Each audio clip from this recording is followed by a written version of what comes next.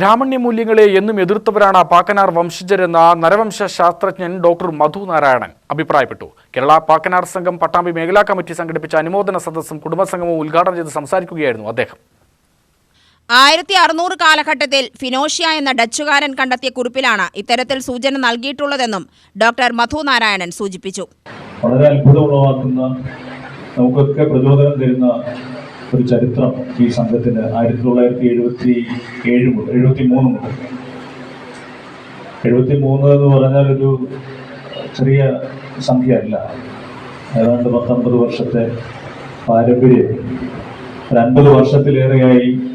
അതായത് സ്വാതന്ത്ര്യം കിട്ടി ഏതാണ്ടൊരു തൊട്ടടുത്ത ഒരു സമയത്ത് തന്നെ നാട്ടിൽ നടക്കുന്ന വിവേചനത്തിനെതിരെ അല്ലെങ്കിൽ അത്തരത്തിലുള്ള ചില ആചാരങ്ങളുടെ അനുഷ്ഠാനത്തിന്റെയോ അടിസ്ഥാനത്തിൽ മനുഷ്യരെ കൊല ചെയ്യപ്പെട്ടേക്കാവുന്ന സാഹചര്യത്തിനെതിരെ ഒരു പ്രതിരോധം തീർത്തുകൊണ്ട് അല്ലെങ്കിൽ അതിനെ പ്രതിഷേധിച്ചുകൊണ്ട് അതൊരു പൊതു ശബ്ദമാക്കി ഉയർത്തിക്കൊണ്ട് വരാൻ വേണ്ടി പ്രയത്നിച്ച ഒരു സംഘത്തിന്റെ പാരമ്പര്യം നമുക്കുണ്ട് എന്ന് പറയുന്നത്, അത് കേൾക്കുമ്പോൾ ഉണ്ടാകുന്നൊരു സന്തോഷവും ആദരവും ചെറുതല്ല.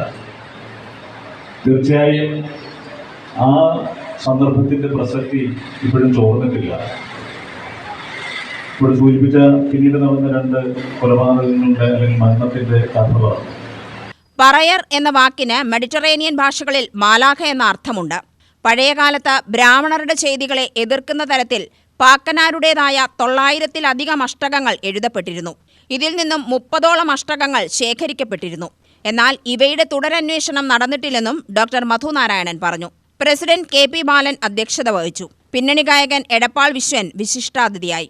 P K Gopinathan, P Vishwambharan, K P Velayudhan, doctor E Balan, U Balakrishnan, Pushpalatha Kannan, Unnikrishnan Pattanath, Vayali Pradeep, K P Sreenath എന്നിവർ പ്രസംഗിച്ചു. ചടങ്ങിൽ ഉന്നത വിജയം നേടിയ വിദ്യാർത്ഥികൾക്കും കലാസാംസ്കാരിക രംഗത്തെ പ്രതിഭകൾക്കും അനുമോദനം നൽകി. തുടർന്ന് വിവിധ കലാപരിപാടികളും നടന്നു. UTV news, Palakkad.